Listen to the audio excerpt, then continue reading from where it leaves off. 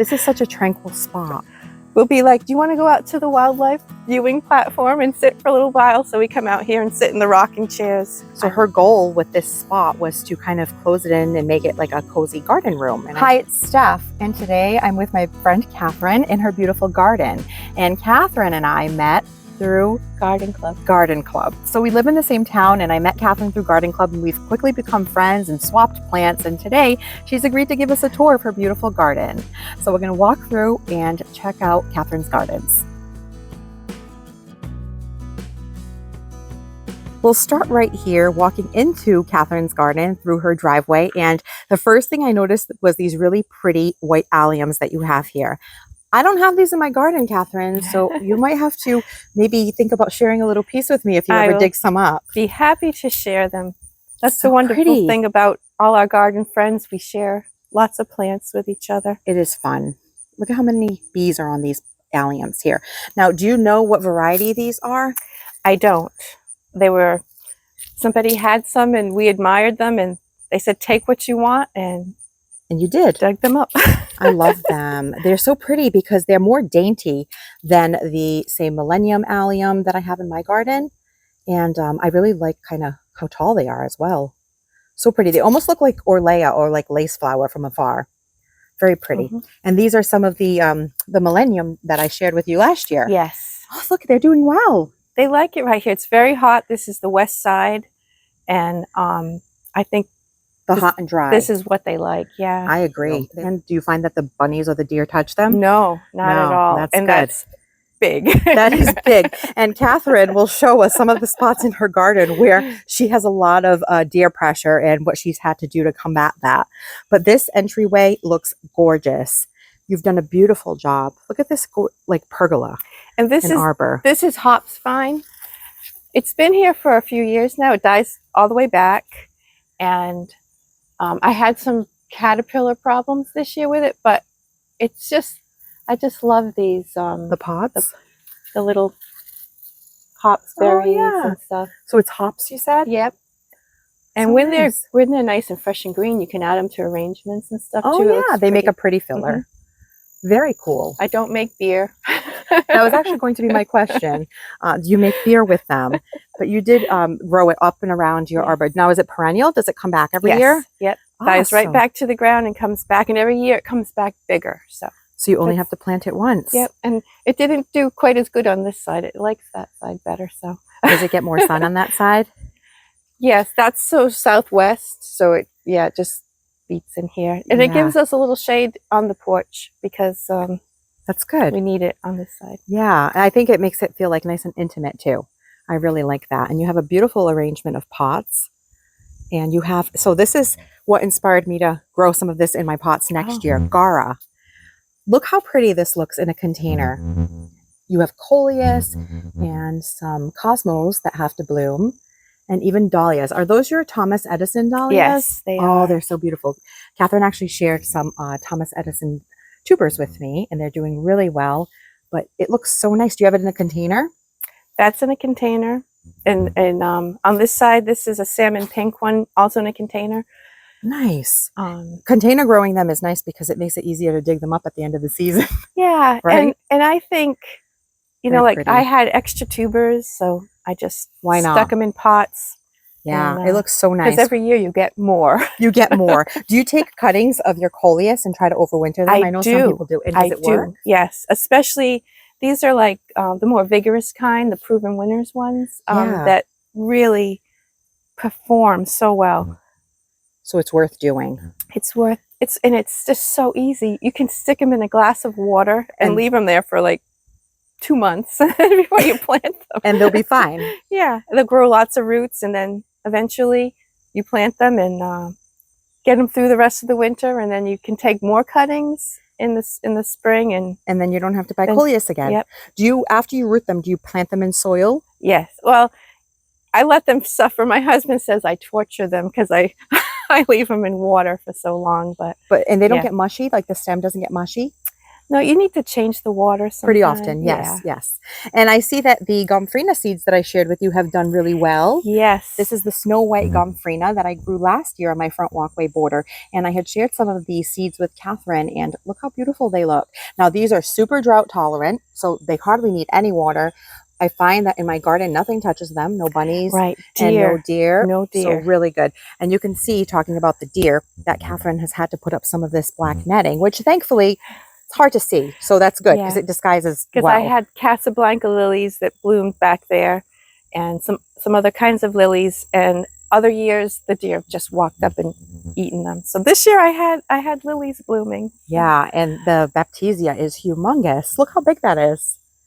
Looks so good. And you have some phlox, and this is your Korean spice viburnum, right? Yeah. Yeah, it has even such a nice shape. Just the foliage looks really pretty. Will it turn red in the fall? This one? Do you recall if it has fall color? I don't remember. Catherine has some really pretty vines growing up on her porch and her window boxes. She has some petunias. But this is the vine that I think I'm going to grow by seed next year on my arch that I have going to my raised bed garden. This is a type of, let's find a really nice bloom to show you. Morning Glory, right? Yes. So here is, well, this one's a little bit faded, but I'm sure. And they're all a little different too. They are. Look how pretty that is. It's like a little roughly pink bloom. So very different than the traditional morning glories. I like that a lot. Here's another one. Almost has an appearance of almost like a sweet pea. Is it fragrant at all? I hadn't noticed.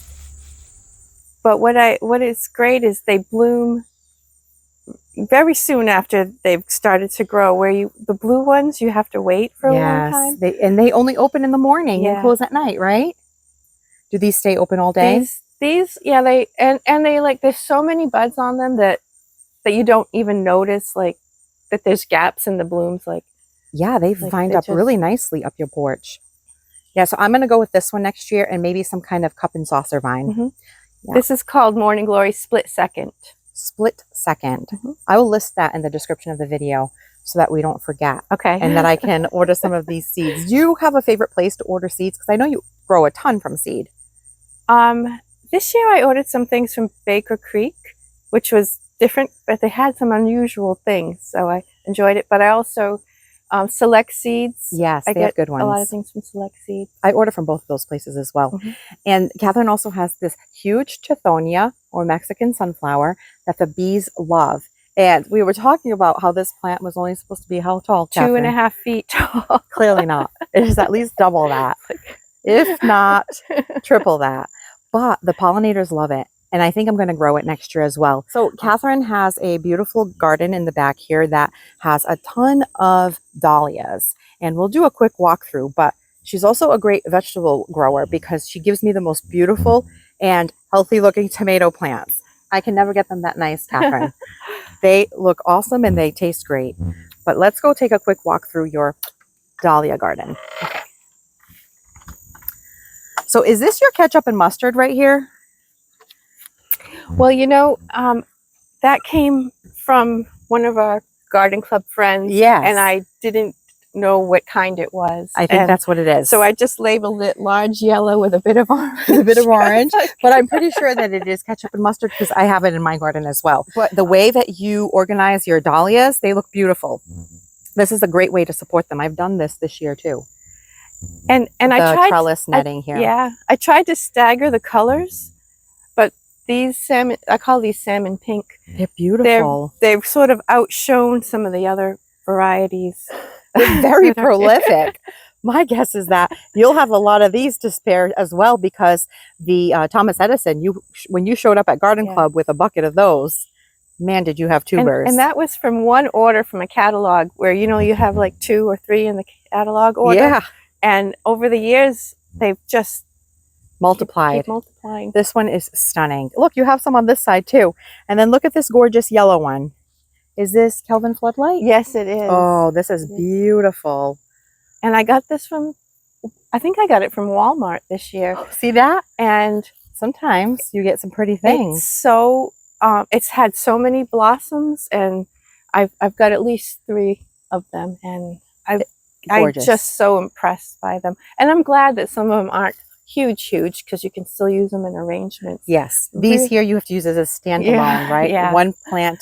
One bloom in a vase because they take up the whole vase.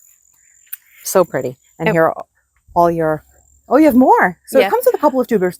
And this is from Stephanie. This is Gets Crazy. Gets Crazy, and it's the tallest one. I have at least two. I think I have another one somewhere in here. So pretty. But it's just very beautiful. It's gorgeous. All the colors. It has yellow in the front, like a golden yellow. And then it also has like a rose pink. It's stunning. And you know, I shared this with Catherine, and my friend Steffi from Grown in New England shared it with me. So that is the fun thing about dahlias. They're just the gift that keeps on giving. And your tomatoes are looking great. So lots of garden snacks to be had around here. Yes. I need to harvest them because I have so many in the house. I haven't come out here to get them, but I have put the tomato tone on them. Oh, good. They look really healthy still. Every 2 weeks, I give them tomato tones. And it keeps them going. Do you have a favorite variety of tomato? Yes, it's the white cherry, which are these. Cherry. They're so sweet, and I just love them. They're a good size too. The black cherry are also very sweet. That's my favorite too. I like those. I love them. They're so good. And you have your beautiful nasturtiums that you had grown and shared some with me last year too. These are trailing nasturtiums, and they really love cool temperatures. So now that we're heading into, or we are in September, they're really taking off. Look at this. And the seeds, see, I had dumped some of my pots into the raised beds, the leftover soil, when I put fresh in my pots. And I think there was some nasturtium seeds in them because I did not plant these here. And look at them. But I thought, well, I'll just add it to the raised beds. And these are lima beans that are growing, and they're all like twisted. So nice.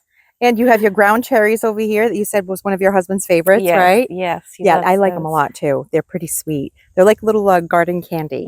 And your corn is so tall. And that's ornamental corn, but it's called glass gem. That's from Baker Creek too. Do you decorate with it for the fall? I will this year. Yeah, I will this year. And I don't know. Let's go take a look. Do you have any that we can see? Yeah, I'll open one up for you so you can see. Oh, this one probably hasn't colored up quite as much as it will, but look at that. It's so pretty. But it will look nice, dried and hung up. Glass gem, you said, right? I think you can make popcorn from it too. Very cool. Very cool. The deer don't eat the grasses. That's good. So they look beautiful. And so nice this time of year, right? In the fall. And they've gotten nice and tall, and it really makes this feel like enclosed and cozy on this side. I love that. So Catherine has her fire pit in here.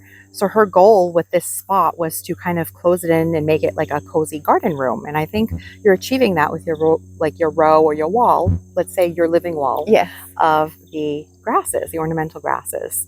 They're so beautiful. I actually love grasses. The movement, the texture, all of it.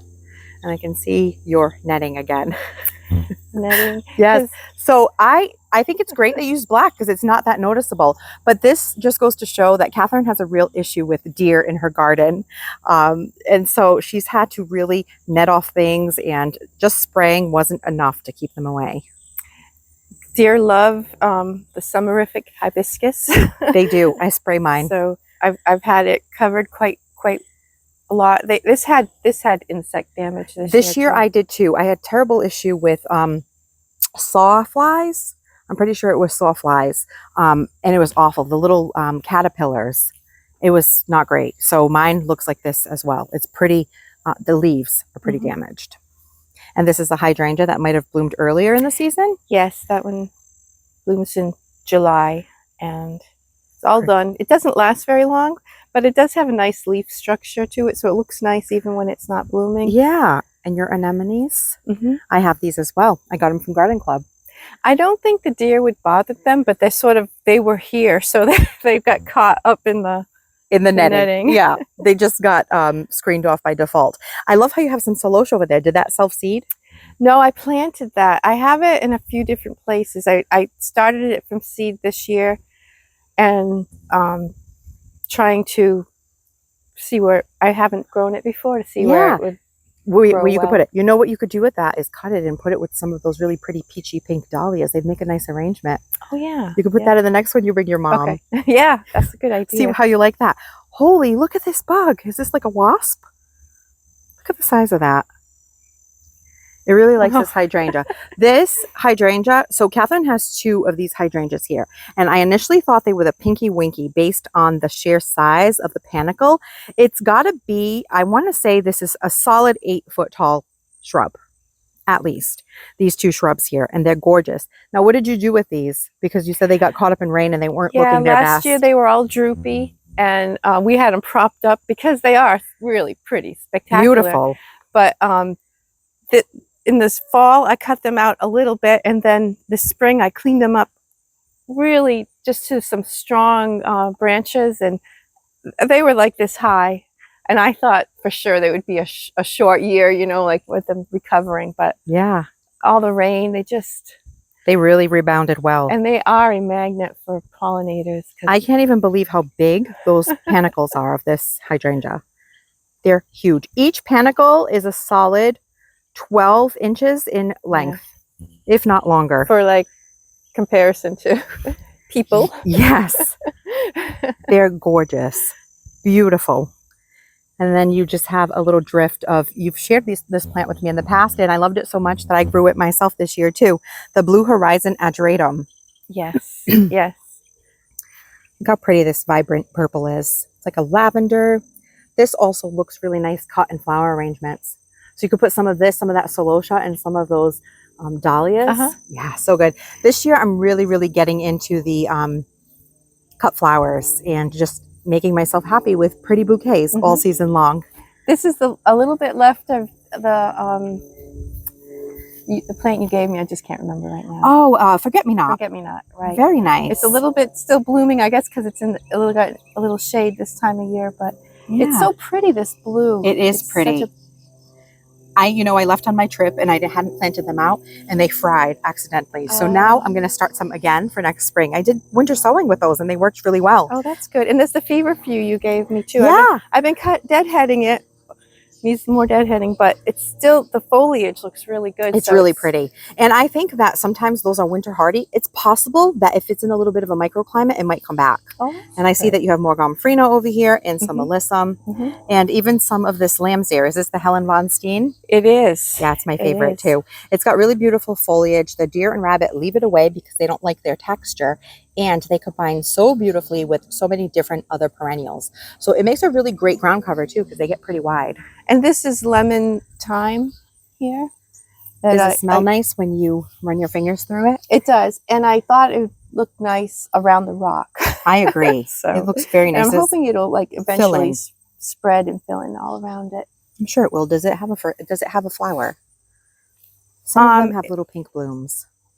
I haven't seen the flower. I think, I don't know why I always want to think yellow, but I'm not sure. Yeah. Maybe because it's lemon, I think it should be yellow. Oh, I know. Yeah. Lemon thyme, right? I have one of these. Catherine and I both have a very similar fountain. Mine is a dark color. I have it by the front door, but this looks so pretty. Yeah. And I've put it here because you kind of have to see it as you walk through the archway. I agree. I really like this archway as well. Catherine has really nice defined spaces in her garden. So you walk through the arch and then we're going to go through your shady spot. And okay. Kind of like where you have your meadow to the right. Well, what do you call that area with the grasses? I call that my meadow. It is. So I said it right. Yep. I wanted to make sure. Okay. I'm going to walk into Catherine's, her meadow, but she's showing us a really pretty hydrangea, which I thought was a quick fire. Nope. This is lava lamp. And I do put labels sometimes when I remember because I might not remember what they are. I know the feeling. And so pretty. It is. It colors up so beautifully. I really like it. Yeah, such a gorgeous rosy color. And they have big panicles on them too. The grass is a little encroaching on it. So you had to put the netting around for the hydrangeas. My guess is that because it wouldn't touch the grass. For the deer, and the deer would like to eat this too. This is umbrella pine. So pretty. And this is little lime on this side. I love the little limes. What kind of aster is this? I don't, it's the kind that grows wild. It's and a wild one? It started there, and I thought, well, Oh, it's so pretty. I'll leave it. I love that. It's so sweet. It looks like mini little daisies. Yeah. So pretty. And yeah, the little lime is a great one. And this is another example of how Catherine has defined an entrance to a separate space in her garden with the use of these two planters. This looks great, Catherine. I love the purple fountain grass. I plant it in my garden, usually in planters, because it's only an annual for us here in our Zone 6 gardens. This looks lovely. Let's walk through, and then we'll take a look at your shade garden and your meadow. Okay. So the deer, do they frequent this meadow? They do. They walk right through it like I made it for them. Of course they do. This is the grassy meadow. And I have some paths through it, so that way that goes out to the driveway.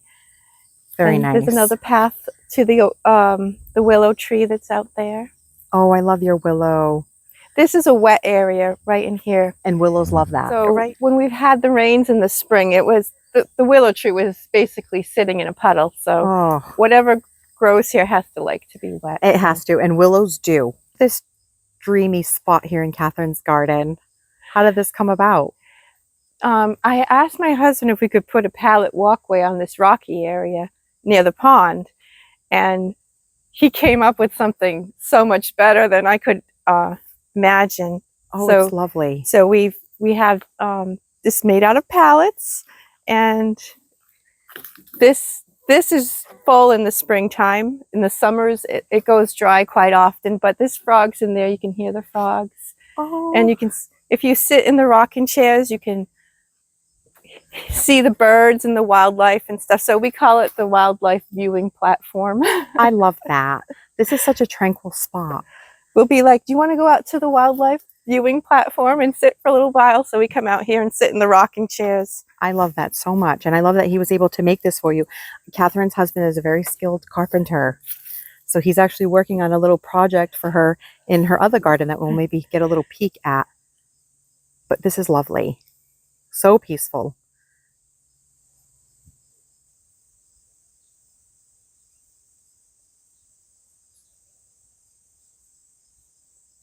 Coming off of the pallet walkway in Catherine's garden, we're going to come down some really pretty rocks that she's created, a little bit of a step down, which is so nice. A nice flat rock. And then this is where you have some of your shady things. And I'm happy to see that these are doing well in your garden. These are the wee whites that you gave me that they just like it here. It's dappled sun, I think. Yes, they're much happier. And then they're in shade in the afternoon. And I love them. For some reason, the deer haven't eaten them, so I'm very happy about that. That's wonderful. So you might recall that last summer I had replaced these wee whites that were in my garden with some firelight tidbit hydrangeas, and I had passed them off to a friend, and Catherine is my friend who I had given these to plant in her garden, and I'm happy to see that they're doing well. They got a little too much sun in my garden, so it's nice that they're here and happy and dappled sun. And I'm glad the deer aren't touching them. That's a bonus. Because they did take a nibble on this one right here, as you can see. This hydrangea, right? Yeah. Yeah. You have lots of nice ferns, and you have some carex in here as well. So this is kind of like a naturalistic sort of shade garden that you have going on here. Mm-hmm. Very nice. Wait till we get to the fairy skirts. What I call the fairy skirts. I don't know the name. Is it a butterbur? But the common name is butterbur. I have the name on the tag. Petasites. This is actually the same panicle hydrangea here. I was just noticing. As over there, but that one's in full sun, and this is less sun. So it still has lots of blooms, though. Yeah. You can see towards the top where it's getting a bit of that sun come through. Very nice. Yeah, you've caged in your hydrangeas here. I especially love this one. It's beautiful. The blue. And actually, when they were all caged in and blooming, it didn't look that bad. It just looked like a big bouquet of bluebells. Honestly, we know that it's here because I pointed it out and I'm aware of it. But if you stand back enough, like right here, you don't see the netting at all, which is the magic of this black plastic netting. Yeah. It just kind of disappears.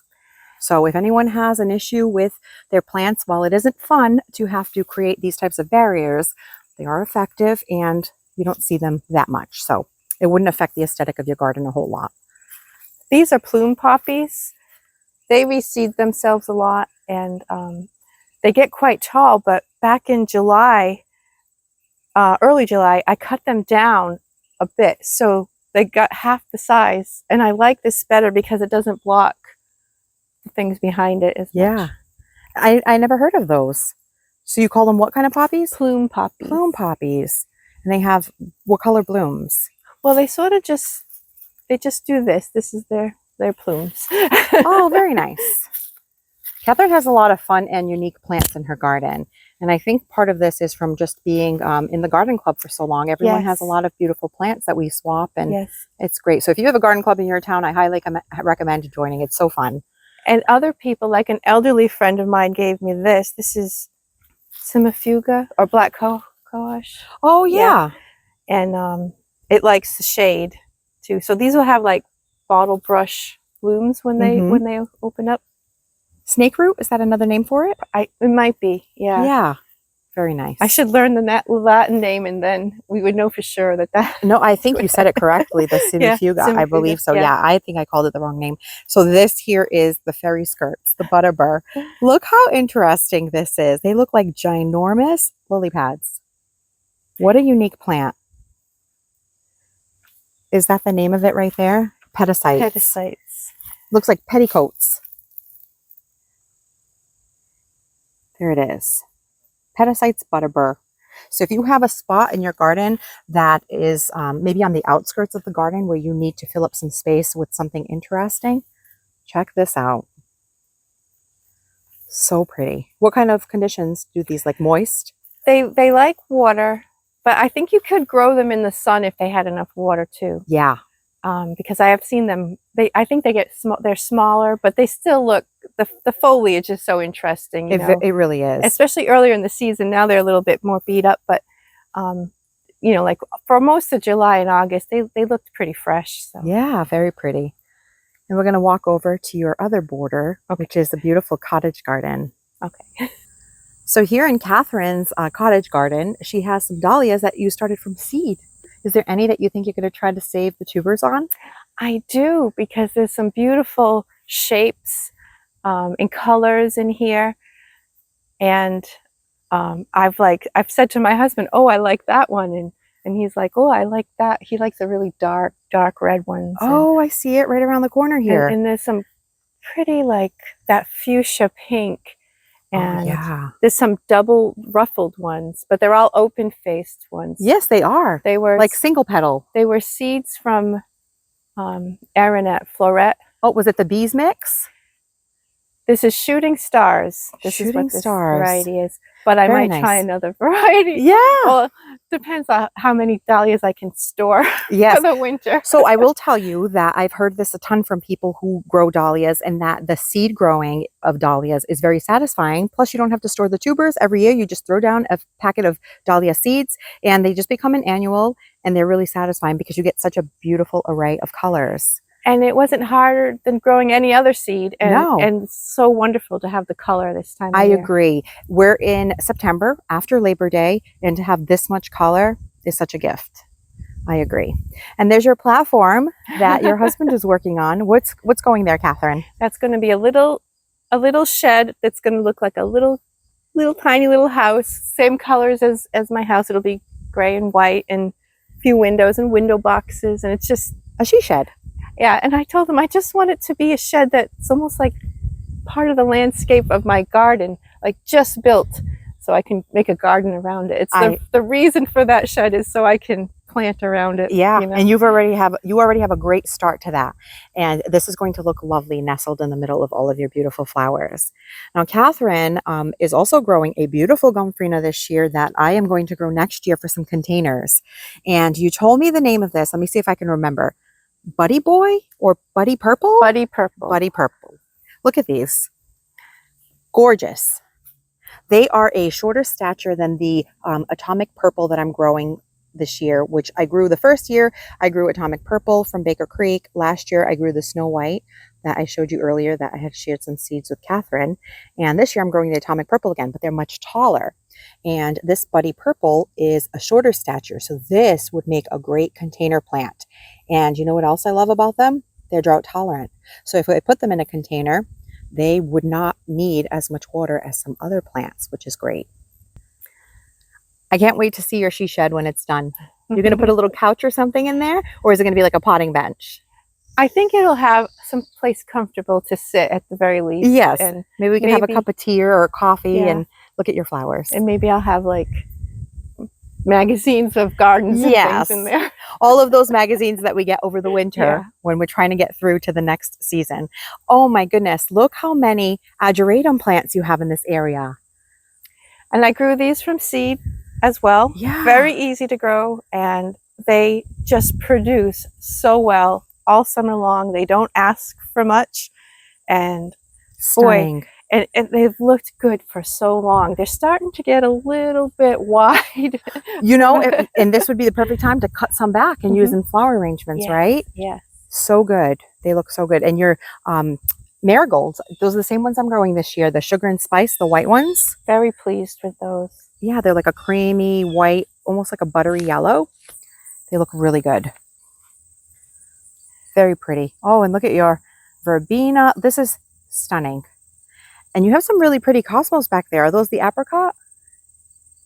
Strawberry apricot, maybe? Strawberry Something apricot. like Let's go. I'm going to get a little closer so we can look at it. And you can walk in here. It's fine. I'm going to go, oh, that way? Okay. Anyway, I wonder, like, if I had cut these down early in the season, if they would have stayed shorter, because I do think they got a little bit too tall for their places. Look at that. Do you know what that one's called? I think this one is called, it could be like apricot lemonade or something. It's very pretty. Very pretty. I like it. And you have another hydrangea back there. Oh, what a pretty little This is the aster you gave me. Space you have here. It's not little at all. It's actually quite big. Which one is it? It is. Oh, right yes, here. the pink aster. Yes. That is the salmon pink, Janina salmon. Mine is not doing so well right now. The deer came and nipped it. They must have thought that was especially tasty. They might have. Because I'm gonna come and show that one. It's very pretty. It's a an aster, and it's an annual type aster. It's beautiful. It's like the China asters. But mine did really well earlier in the season, and then it's not doing so well now. And I see that you have some plumbago ground cover. Yeah, and the plumbago is great. This is a ground cover, perennial, that I added to my garden last year, and I think it's great. The blue flowers and then the red foliage in the fall. The foliage is very, very nice. Very nice. And the blue is very bright blue, too. It really is. Catherine has more of that buddy purple gomphrena along the edge here. So her edges are very tidy, so they almost take on a formal appearance. And then the flowers inside are pretty much cottage flowers, but all made in a really organized way where they almost look like a patchwork. You have like clumps of purple and then pinks and then the cream. Like, I love the way that you dotted your plants around this space. Looks really lovely. And you have another arbor there. I love the arbors. I'm going to have to add more arbors to my garden. They add a lot of visual interest and structure. They draw you in. They absolutely draw you in. I like this one. I think they call these with the points on top a Gothic arch. That's lovely. Catherine just told me about this little butterfly bush that she's been loving. This is called Butterfly Candy Little Raspberry, and it's just bloomed for 2 full months continually. I'll keep deadheading it a little bit, but what a great small stature butterfly bush. You can see it from everywhere. See the color. Nice and vibrant. It's beautiful. How long have you had it? I bought this late June or early July. And so this year is the first year. And I thought this would be like one of the rare exceptions. If it didn't make it, I would buy another one because it's so pretty. That's how much I love it. Very pretty. And butterfly bushes can be a hot topic with some people because they're not native and they can self-seed all over the place. But that one looks like it would be pretty well behaved because of its growth habit. Very pretty. And Catherine just mentioned that that might be a great option for a pot as well, for someone who might not have the space to grow a butterfly bush. Great way to attract your pollinator friends all season long. Very nice. They do like full sun and a very well draining soil. I lost a couple of my Puckster Buddleias because they were in a bed that stood a little too damp. So I don't have those anymore, but that one is lovely. I really like it. Very pretty. Catherine also is going to develop a new space over here around her chain trees. Is that what they are? Golden rain tree. Golden rain trees. Well, there's a golden rain tree, one of them, and the other one's a lilac bush. Very nice. So these get those long kind of tassels on them? They will eventually. They're sort of like baby rain trees right now. Oh, but they're lovely. Yeah. Do you think that the deer go after them? They will eat them. They will eat them. But maybe once they get bigger, it won't be a problem. Once they're above deer level, yes, they'll be safe. They'll be safe. That's good. We're right outside of Catherine's greenhouse, which she gets to grow plants a little bit earlier because she has this wonderful space. And she has these really cute little zinnias that self-seeded. Look how pretty these are. As we transition into fall with this burgundy and this like creamy kind of yellow outer petal, I love that. I'm going to take a photo so I can use Google AI to identify what type this is because I would love to grow some. Very pretty. And then are these the same variety over to the side here? Do you think? I think they're very similar. Some of these are doubled. Yeah. And, that's gorgeous, so Catherine. sure. So pretty. And these here are bachelor buttons that I'm letting the seeds stay up for a little while. Some of them are already open, so because I want them to come back here. So I came to your house this spring and they looked stunning. And actually, we were just talking about the cool flower method, how I'm going to give it a try this year. I'm going to try to seed some bachelor buttons as well as maybe larkspur and nigella, love in a mist, and see how they do. I'm just going to seed them right outside because I missed my window to start the seedlings inside before transplanting them this fall. So I'm going to try a direct sow on at least 3 things and we'll see how it goes. Big fun experiment. Yeah. But I'm going to look up those zinnias because they're darling. I was asking Catherine what this plant was and she told me it's sage. And look how pretty this looks. It doesn't even look like it would be an herb and you just have it growing here along your border. Yep. The really sunny, hot area that it hot and dry, right? Yep. They love that. Looks so good. And you have some milkweed. Yep. And this is like one of the few areas I let it be here because it pops up all over the place, and I know it's good for the world. It is the butterflies. Yeah. Yeah. Very nice. And you have some beautiful smoke bushes here. I have the purple. These are the golden ones.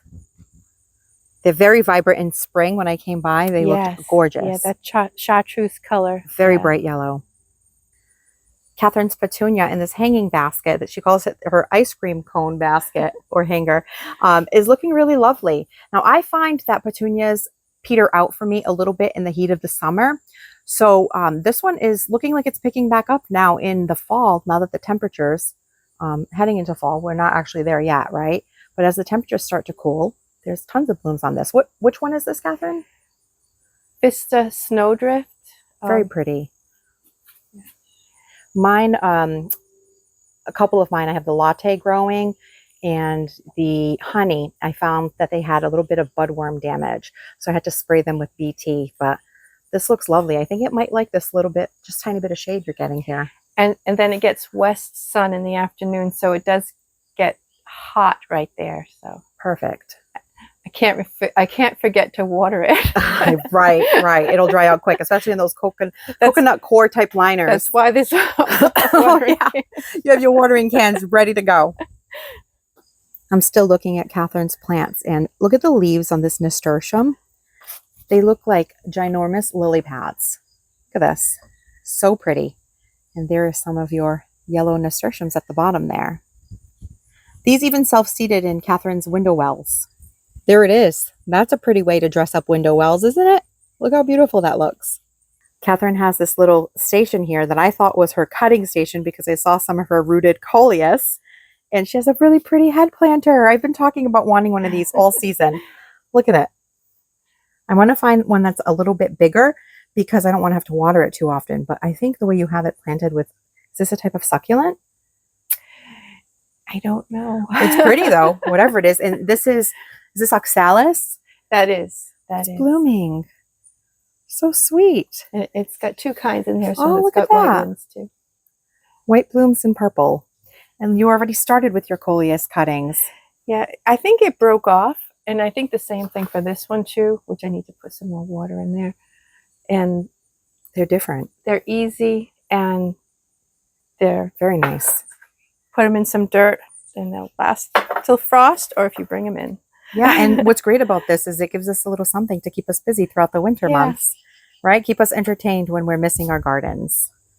Catherine has this lovely porch that is covered, so I would just spend a ton of time out here, Catherine. Do you hang out here a lot? I do, especially when it's not humid like it is today. It's beautiful. Today is absolutely gorgeous.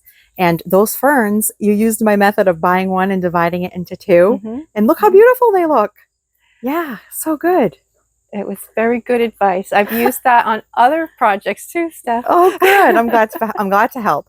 Hey, sometimes our flower budget doesn't stretch that far, so we have to be creative, right? Mm-hmm. So I do that all the time with perennials, with annuals. Anytime that I can buy one large plant and divide it and get two, it's like buy one, get one free. But this looks pretty. So your vine is growing up in your fern. Yeah, and it's growing up the wall too. So I think that it doesn't mind a little bit of shade because it's obviously undercover here and it's still growing. So tell me the name one more time of this pretty climbing morning glory. Split second. Morning glory split second. It's so pretty.